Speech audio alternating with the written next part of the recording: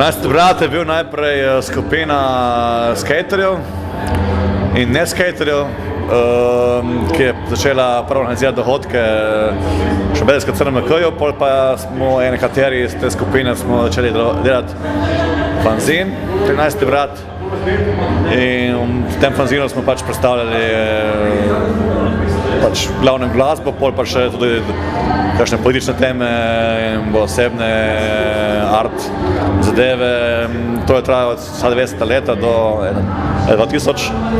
Pol smo v bistvu kot 13. brat pač bil eden ustanoviteljem Mostovne. Pol smo se nekako ukvarjali bolj z mostovnimi stvarmi in mogoče s kakšnimi bendi ali pa izdajami bendov.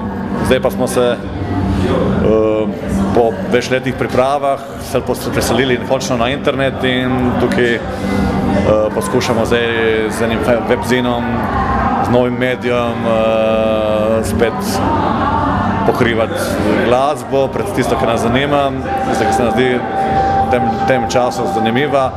Pa tudi poskušamo tudi kakšne pretekle stvari prikazati in delno pa tudi hočemo imeti neko enciklopedijo lokalnih bendov, starih in novih. Zato imamo posebno rubriko Lokalna scena, kjer so pač vsemi podatki in linki predstavljeni ti bendi.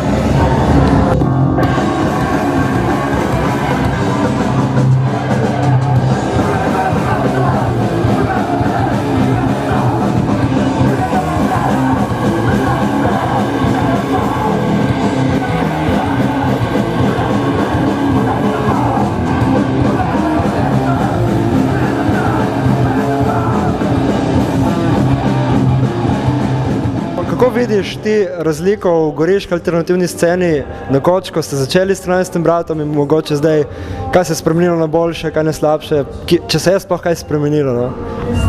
Male, jaz ne bi dal teh ocen, predvsem zaradi tega, ker pač življenje imam zatrpano in niti ni minimalno, ne moram, niti ne z prve roke spremljam, kaj se dogaja. Ne? V bistvu vidim pač, da je toliko bendov je in ne moram reči, da je ali bilo prej boljše ali zdaj slabše.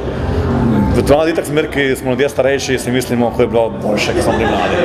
In to je v bistvu neka subjektivna cena. Dejansko vsaka ima dosti odvisno od pač posameznikov. Zdaj, če določeni ljudje, določene generacije pač nekaj več naredijo, povlečejo za sabo druge ljudi. In isto tako je bilo v naših časih in tako je tudi zdaj.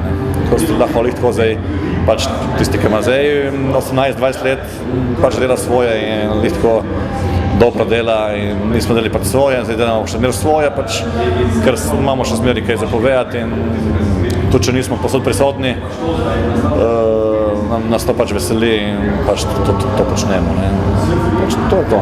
Mislim, brez veze reči, pa nas je dobro, smo bili ful boljši, to je pristranje, zdaj pa obratno, kaj prid, ali pa vse tudi, ko smo bili tudi, smo rekli, mi smo ful boljši, mi smo nekaj novega naredili in mu naprej je predsvesen, znaš.